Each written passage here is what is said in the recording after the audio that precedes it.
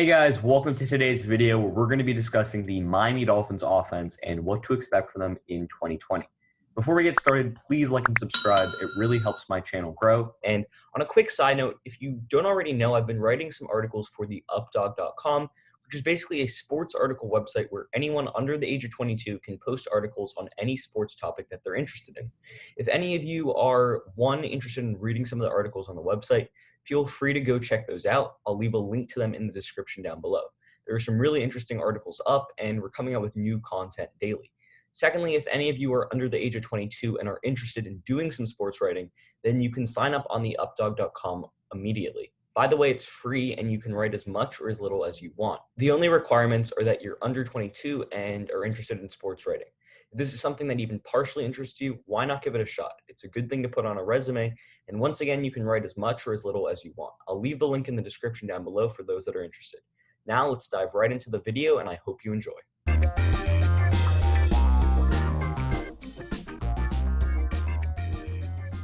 So before we start talking about the Dolphins offense in 2020, let's talk about what they did in 2019. So they were 27th in total yards, 12th in passing yards, 32nd in rushing yards, with Fitzpatrick as the team leader in rushing yards, 25th in points scored, and 25th in turnovers. So you really see all these really low numbers, and then you see 12th in passing yards. That was kind of because they were down in a lot of games last season, so that's a little bit skewed. But this offseason, they brought in a new offensive coordinator. Chad O'Shea is out the window, and insert Chan Gailey. Gailey has been a coordinator coach for a while in the league. He's been around football for over 40 years at this point. But if we look at the last 5 years that Gailey coached in Buffalo in 2010 to 2012 and with the Jets in 2015 to 2016, we can start by seeing that there's going to be a lot of three wideout formations. That's really good for the Dolphins wide receivers. This is good for DeVante Parker because last year he was fantastic. And if you look at some of Gailey's offenses in the past, big receivers have done really well. If you look at what Gailey did in Buffalo, Steve Johnson reached 1,000 yards in each of his 3 seasons under Gailey, and Brandon Marshall set his career high for touchdowns with 14 touchdowns with Gailey in New York. That was in 2015. Also, Gailey likes to split carries at running back in his past 5 years running an offense. And that works with the personnel that Miami has with Jordan Howard and Matt Breida. Tight end-wise, though, throughout Gailey's career, he hasn't really utilized the tight end position, but Gailey is known for incorporating players into his scheme. So therefore, he's going to find a way to include Mike Gesicki. I mean, you can't ignore Mike Gesicki. He was fantastic last year, especially in the second half of last season. In games like the Browns, against the Patriots, against the Bengals, he really showed up, even against the Eagles too. So Gesicki, good player. And for this offense to work, Gailey is really going to need to scheme Gesicki into it. He's a weapon, and when you have a weapon like Gesicki, you're going to need to use him. Also, Gailey has a history of utilizing RPOs in his offense. In that regard, Gailey was actually a little bit before his time in the fact that he started drawing up RPO design plays as soon as 1997. And that's something that Tua Tagovailoa, the Dolphins' hopefully franchise quarterback who they drafted 5th overall in this draft, has really excelled at Alabama. If you watch what he did at Alabama, a lot of that is RPOs. Getting the ball out quickly is key, and an offense that utilizes RPOs helps that. It's all about timing. It's all about giving more options. And overall, Tua knows how to use RPOs. Gailey was creating RPO plays before RPOs were actually a big thing in the NFL. So that too could be a really good fit. Now let's move on to the players on this roster. We're going to start with the quarterback competition. I'm going to start with Ryan Fitzpatrick. I think Ryan Fitzpatrick will earn the starting job week 1, and I think he's the favorite to do so. He has history with Chan Gailey. He played under Gailey in Buffalo as well as in New York. So he's got some familiarity with what Gailey likes to run. Last season with the Dolphins, Ryan Fitzpatrick really had an awesome year. 15 games. He started 13 games, but he played in 15. He led the Dolphins to 5 wins. This Dolphins offense, if you remember, was really bad. I mean, that offensive line was terrible, but Fitzpatrick played really well. I mean, he threw for over 3,500 yards, 20 touchdowns, and 13 interceptions. And for how old he is, he's now 37. This man, he's ancient. He's got a great beard, and he's a great football player. I mean, he's bounced around a ton of different teams, and he has a lot of experience, and he's definitely going to help out Tua, but also being familiar with Chan Gailey's offense. I think that overall he will, definitely earn the starting job at first, but over time he's going to help Tua grow, and by the end of the season, I don't think he will be the starter anymore. Nonetheless, Fitzpatrick, veteran guy, veteran leader, great player in the locker room, actually the oldest player on the Dolphins team, and overall I think Fitzpatrick is a great quarterback to have in the locker room, just as a locker room guy and as a leader. But the real guy that he's going to be passing the torch to is Tua Tagovailoa. Tua Tagovailoa is one of the greatest quarterbacks in Alabama history. Last season, he did miss some games because of that big injury, but in 9 games, his completion percentage was 71.4%, threw for over 2,800 yards, 33 touchdowns, and 3 interceptions. When you have an 11-to-1 touchdown to interception ratio, you know you're good. In 2018 at Alabama, in 15 games, he threw 69% completion percentage, over 3,900 yards, 43 touchdowns, and 6 interceptions. I mean, this man is elite. Tua Tagovailoa arguably was the best quarterback in the NFL draft, and if he hadn't gotten injured, he arguably could have been the first overall pick. So watch out for Tua. He's got a unique skill set. People are calling him the left-handed Drew Brees. I don't know if he is the left-handed Drew Brees, but I mean, he can throw the football anywhere. He's really good at analyzing defenses, and he's got an elite arm. So overall, Tua, love the pick, and he's going to be hopefully the quarterback of the future. I think he will probably start sometime in the second half of the season, but with this offensive line being a little bit questionable, I don't know if it's safe to start him right away. So watch out for Tua sitting on the bench the first few weeks, making sure he's 100% healthy, 100% ready to go. But he's definitely going to compete for that starting job. And although I don't think he will win the starting job, he's going to be a fun player to watch when he hits the field. Miami's also got Josh Rosen. Last season, Josh Rosen came over to hopefully win the starting job. He didn't end up winning it. He played in 6 games, started 3 of those games, and him and Fitzpatrick really split carries for that first half of the season. But Rosen was just dreadful last year. He just couldn't get going. In 2019, he threw for 53.2 completion percentage, 567 passing yards, 1 touchdown, and 5 interceptions. He just couldn't get going. And it's really a shame because coming out of the draft in 2018, he was a first-round pick, and he had a lot of talent. I mean, this man, former UCLA guy, and overall, I mean, he has a great arm, but some of it just wasn't there last year. He couldn't really analyze defense. He couldn't read defenses. He made dumb mistakes. He just didn't look like an NFL quarterback, but this guy's got talent. And I think perhaps he could be a long-term backup for this Dolphins team. I'm not saying that Rosen is going to be there for the next 10 years as the backup, but overall, he's got talent, and he's still a player in this quarterback room that needs to be taken seriously. He's going to compete. I don't think it's going to be for the starting job. I think he's the clear third-string quarterback. But overall, he's a good third-string quarterback, and he's definitely got talent. He can only improve. He's got Fitzpatrick. He's got 2 in that locker room. And overall, I like Josh Rosen, but I don't know really where he fits in with this team. Now, though, let's move to the running game. The running game last year was a really, really big problem. The Dolphins had almost nobody at the running back last year. In fact, Ryan Fitzpatrick had the most rushing yards on the team. I mean, they had Patrick Laird for some of last year. They traded away Kenyon Drake. They had Kalen Ballage. He didn't work out. They had Myles Gaskin, Mark Walton, all these guys, and none of them could really, really get going. Walton looked like he was going to be pretty good, and then he ended up going into a little bit of a situation. So now, this offseason, the running back was a big priority for this team. In free agency, they signed Jordan Howard to, I think, a 2-year, $15 million deal. I believe he's a former Pro Bowler, and this guy's underrated. In 2016, he made the Pro Bowl. That season, he had 1,300 rushing yards and 6 rushing touchdowns. He's always been a big rushing touchdown guy. He's had 30 career rushing touchdowns in 4 years. Last season in Philadelphia, that was his first year in Philadelphia. He only played in 10 games, had 525 rushing yards and 6 rushing touchdowns. If he played all 16 games, 800 rushing yards and 9 rushing touchdowns is possible. It's plausible. I mean, he's a physical runner. He's a hard-nosed runner, and he really does the dirty work. I mean, he pushes the pile, good in goal line situations. He's a good power running back, and with Matt Breida, too, who I'm going to get to in a second, they're really good compliments. In 2018 with Chicago, that was the year that Tariq Cohen played really well, too. Just remember that. He still ended up putting just shy of 1,000 rushing yards, 9 rushing touchdowns in. And, he can do a little bit of damage out of the backfield as a pass catcher. He's never been a great pass catcher, but in his career, he's had 82 catches. So that means that he's averaging about 20 catches a season. So not a huge contributor out of the backfield as a pass catcher, but overall, good power back. And he's probably going to be splitting carries with Matt Breida, who was traded to Miami for a 5th-round pick. Matt Breida is one of the fastest running backs in the NFL. Last year, he had 623 rushing yards in 13 games and 1 rushing touchdown. And in 2018, he had 814 rushing yards and 3 rushing touchdowns. Breida is fast, he's quick, and he's elusive. So I think Breida is a really good 3rd-down running back, a good change, pace back. He can catch the ball out of the backfield a little bit.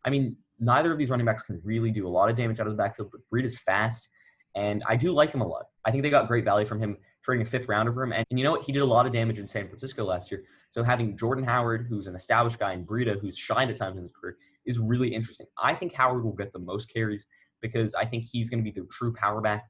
Breida, on the other hand, I think is going to be good in 3rd-down situations, pass-catching situations. But overall, look for maybe a 55-45 split, maybe 60-40 between Howard and Breida. But I think Jordan Howard will really get the majority of goal line carries and red zone carries. So watch out for that. I still love these running backs, and I think they're much improved from the running core that the Dolphins had a season ago. Now, though, let's move on to the wide receivers, and let's move on to perhaps one of the most underrated and most disrespected wide receivers in the NFL, DeVante Parker. So for the first 4 years of his career, DeVante Parker was a bust. He just was. I mean, he couldn't get going. The most receiving yards he ever had was 744 in his second season, and the most receiving touchdowns he'd ever had was 4 in his second season. But last year, 2019, breakout campaign for the Dolphins superstar, and he had, in 16 games, he started 14 games, he had over 1,200 receiving yards, 9 receiving touchdowns, and he was one of the best jump ball wide receivers, contested catch wide receivers in the NFL. He's up there with guys like Kenny Golladay, Mike Williams, for guys that can go up and catch the football and can go and haul it in. He made many plays against good coverage and good defenses that really moved the chains and really set the tone for this Dolphins offense. The Dolphins rewarded him with a big contract extension, and I'm excited to have DeVante Parker in Miami for the long run. Parker, if he can continue what he did last year, he's the clear number 1 wide receiver, and with him and the other guys in this wide receiver room, this passing game can be kind of scary. Tua is an elite passer. Ryan Fitzpatrick's a good passer too. Don't get me wrong there. But when Tua is thrust into that starting role and he's got DeVante Parker to throw to, it's going to be scary. It's going to be good. Parker, underrated guy. I did say he's underappreciated and disrespected, but I mean, he didn't make the NFL top 100. That's interesting. But there's a lot of other guys that didn't make the NFL top 100 that probably should have made it. So watch out for DeVante Parker going into next season. He's definitely going to have a chip on his shoulder. And overall, Parker, number 1 wide receiver, he's a really solid guy to have. They've also got Preston Williams as the number 2 wide receiver. He played college ball at Colorado State, and Preston Williams played in 8 games last year. He ended up suffering a season-ending injury, so he missed 8 games. But nonetheless, in those 8 games, he had 32 catches for 428 receiving yards and 3 receiving touchdowns. Like DeVante Parker, Preston Williams is a great jump ball wide receiver. He has a great catch radius. He can go up and catch the football. And him and Parker are kind of similar players. I'd say Parker's a better all-around wide receiver, but don't get me wrong, Preston Williams is a great player to have. I mean, he can go up and catch the football. He's good in the red zone. He has a great catch radius. I mean, he can do it all, and he's a really good player. He had 13.4 average yards per reception last year, and with him and Parker, corners are going to need to go up and catch the football. This team is going to throw a lot of 50-50 deep balls, and they're probably going to win more than 50% of the time. So you may have noticed that my face cam just went out, and that's because at the end of the day, Albert Wilson and Allen Hurns have actually opted out of the 2020 NFL season. The Dolphins lose 2 really big wide receivers for them, but there are 2 guys that will probably end up filling those shoes. Isaiah Ford is an option, and also Jakeem Grant is an option too. Now let's move on to the 5th receiver, Jakeem Grant. Jakeem Grant is one of the most elusive, explosive, and dynamic players in the NFL. He's 5'7", 171 pounds, and he's short, he's fast, he's physical, and he's a great punt returner too. But let's talk about his wide receiver skills. Last year, he only played in 10 games. The year before, he only played in 10 games too, and he's a little bit of an injury-prone guy. Grant is still a great pass catcher. He's fast, he's physical, as I said. In last season in 2019, he had 19 catches for 164 receiving yards. In 2018, he had 21 catches for 268 receiving yards and 2 receiving touchdowns. Overall, Jakeem Grant isn't going to get that much playing time, but he's fast. And when he catches the football, he's like Albert Wilson. He can score from anywhere on the field. So he's a dynamic guy who can really change the pace of this offense, and he's a good deep threat too. Now let's move on to the tight end room that has expanded this offseason with the Dolphins bringing in Adam Shaheen. Let's start with Mike Gesicki. Gesicki last year had a breakout season. 51 catches, 570 receiving yards, and 5 receiving touchdowns are really good stats for the former Penn State tight end. Overall, I love Gesicki. He's really good at catching the football. He can go up and catch the ball in the red zone, and he's a big target for whoever's playing quarterback. It's Ryan Fitzpatrick. We saw how him and Fitzpatrick really meshed last year. And with Tua, I mean, you're going to need a good tight end with Tua because you want a safety valve, a big player that you can throw to, and Gesicki's a dependable guy to have. I mean, he was targeted 89 times last year, and although he played in all 16 games, I think the sky is the limit for Gesicki. Although Chan Gailey hasn't really used tight ends in his offense a lot in his career, Gesicki, in my mind, has the potential to be a future top 10 tight end, and Gailey's going to really have to use his skill set if he wants this offense to run well. But behind Gesicki, because Gesicki is not a great run blocker, they've got 2 really good run blockers in Durham Smythe and Adam Shaheen. With Durham Smythe, he's more or less going to be your run blocker at the tight end position. In 16 games last year, he only had 7 catches and 65 receiving yards, and he's never had a touchdown in his career. But nonetheless, he's a good blocking tight end, and they also brought in Adam Shaheen as a blocking tight end too. But overall, in 8 games last year, he had 9 catches for 74 receiving yards, and overall, he's had 4 receiving touchdowns in his career. In 2017, he had 3 receiving touchdowns and 127 receiving yards. So overall, I mean, he can go up and catch the football a little bit in the red zone. He can make plays, And he can also play a little bit fullback too. So maybe that's something that the Dolphins want to utilize. Having 3 good tight ends on the roster may tell you something about personnel groupings that Dolphins are going to want to play with next year. And it also shows that they're going to want to run the football a lot. They've got Shaheen and Durham Smythe on the roster. But now let's move on to the offensive line. Last season, the offensive line was horrendous. They were absolutely dreadful. No one could get anything going just because this offensive line was giving up sacks, giving up penalties, and they were just not fun to watch. But they brought in new left tackle in Austin Jackson, 18th overall out of USC. Austin Jackson is raw. He's a prospect. And yes, he did struggle at times in college. If you look at the game against AJ Epinesa against Iowa, he did struggle against better competition. But overall, he has good size, good length, good power, good fundamentals. And although he does need to improve on some things, he's strong, he's physical, and overall, he could be the left tackle of the future for the Miami Dolphins. I think he's an above-average player. He has good bend, and he gets over his losses quickly. Also, he's a really good guy. He ended up transplanting bone marrow to save, I believe, his sister.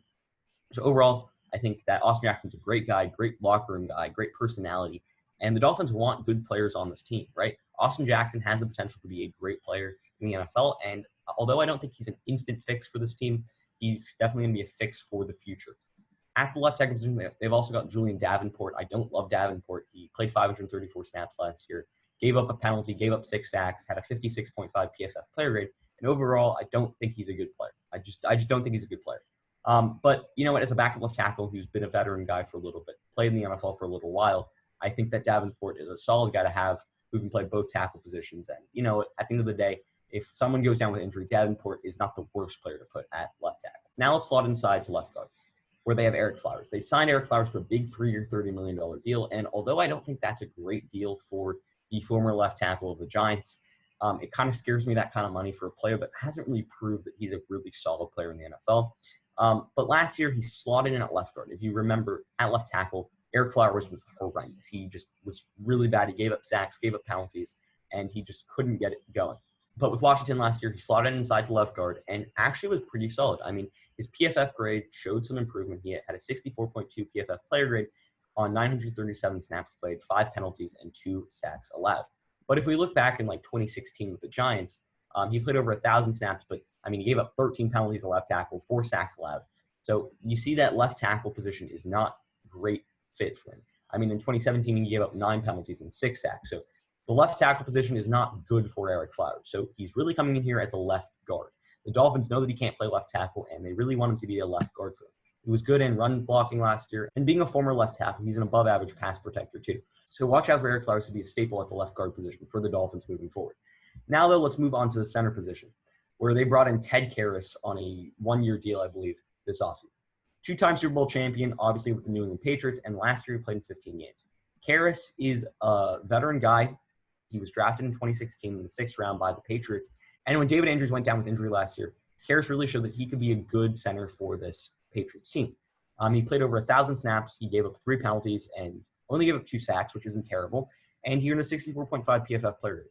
Ever since losing Pouncey, the Dolphins have really had a gap at the center position. And although I don't think Karras is that much better than Daniel Kilgore or guys like that, I think Karras, I think he's an average center. And on an offensive line that was really below average last year, having an average guy like Ted Karras, or even he might be slightly below average, solid guy to have. He's a veteran guy. And obviously he's been with the Patriots, so he knows the culture that Miami wants to run with Brian Flores. Now, though, let's move to the right guard position, where it's really going to be the same as the right tackle position. For me, there's 2 guys that can play right guard and right tackle, and those guys are Jesse Davis as well as Robert Hunt.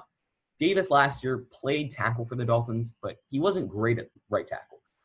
In 15 games, 975 snaps played, gave up 4 penalties and 4 sacks allowed, and earned a 58.9 PFF player grade. I prefer him at right tackle because I don't like having 2 rookie tackles. That's just not something that I like as a Dolphins fan. But nonetheless, he can play tackle, he can play right guard, and I think the Dolphins would want to play him at right guard, but I think it'd be smarter to play him at right tackle. Nonetheless, this offseason, they did bring in Robert Hunt, who is another raw prospect. He was picked up in the 2nd round, and although I thought there were better offensive linemen available, he's strong, he's physical, and he's a mauler. He's a great run blocker, and I think he can get better in pass protection. He's got all the physical tools to be successful, but he's still got to work a little bit. He's still got to be tuned up a little bit. As I said, he's a little bit raw, but overall, Robert Hunt, he's a physical player. And in college, he was a physical guy. I mean, he's as I said, he's a mauler. He's a physical guy, and I think he's a better fit at right guard for the Dolphins, but I think the Dolphins will play him at right tackle. They also brought in Solomon Kindley this offseason, who is another big mauler kind of right guard. He's an interior offensive lineman. He can probably play at both guard positions. He's at 337 pounds. He's very physical, and that really helps him truck guys. He helps him basically just feast over people and just basically be a complete monster. He does need to be a little bit fine-tuned, like Robert Hunt. He's a little bit raw, but he's got all the physical tools to be good. I mean, this Dolphins offensive line isn't good, but they've got a lot of players who could play. I mean, they've also got Michael Dieter. He's a former third-rounder. He didn't play well last year, but overall, he's a solid guy. And, I mean, they've got a little bit of guys all over this offensive line that can play multiple positions. I think this offensive line will improve from last year. They added a lot of talent. And also at right guard, they do have Shaq Calhoun. I don't think he will see that much time. But overall, I think this offensive line can only improve. So moving forward, I still have questions about this offensive line. They don't have any stars on this offensive line. And after losing Laramie Tunsil and Jawan James over the past few seasons, they have really lost talent at left tackle and right tackle positions, but they brought in talent there. They brought in talent at left guard and center. And overall, I like this offensive line compared to last year. I still don't love this offensive line. It's still definitely one of the worst offensive lines in the league, but overall, definitely an improvement. Tight end position, Mike Gesicki can only get better, and Durham Smythe and Adam Shaheen are good blocking tight ends that can help the run game evolve. Wide receiver-wise, I see no problems, and Preston Williams, DeVante Parker, and Albert Wilson are all really solid. Running game-wise, I like Jordan Howard and Matt Breida, and quarterback-wise, Ryan Fitzpatrick is going to be a good player for the first 4, 5, 6, 7, 8 weeks of the season, and then expect for Tua to step in. I like Chan Gailey as the offensive coordinator just because he's got a lot of experience, and he's known for fitting guys into his scheme. He'll work his scheme around players, and I think he can fit Gesicki. I think he can fit Albert Wilson. I think he can fit Preston Williams. I think he can fit DeVante Parker into his scheme. And overall, I think this Dolphins offense can only improve from last season. Last season, they were one of the worst offenses in the league, if not the worst offense in the league. And I think they can only improve. I mean, there was a lot to build on from last year, and I think this Dolphins offense has talent. I mean, last year they didn't have a running back. This year they have two really solid running backs, so I think they're going to run the football a lot more than they did last year. But also, I think playing against tough competition, it's going to be hard for them. They're still going to have to throw the football a lot, but we're going to see what Tua is going to be able to do later on in the season. I think Tua will really switch the tide or really turn the tide, or he's going to be the X factor. He's going to be the big question mark for this team. So overall, I like the improvements the Dolphins made this offseason, bringing in some guys, bringing in talent, and overall, I'm excited to see what this Dolphins offense is able to do in the future. Nonetheless, though, I'm still realistic, and I do realize that this Dolphins offense probably won't be a top 20 offense in the league, but do look for them to improve in 2020. Now that you've reached the end of my video, I want to thank you for watching. Please like and subscribe as it helps my channel out, and check out my other videos on my channel. Also, you can follow my Instagram, the link is in the description down below, and I hope you enjoyed the video. Until next time, see ya.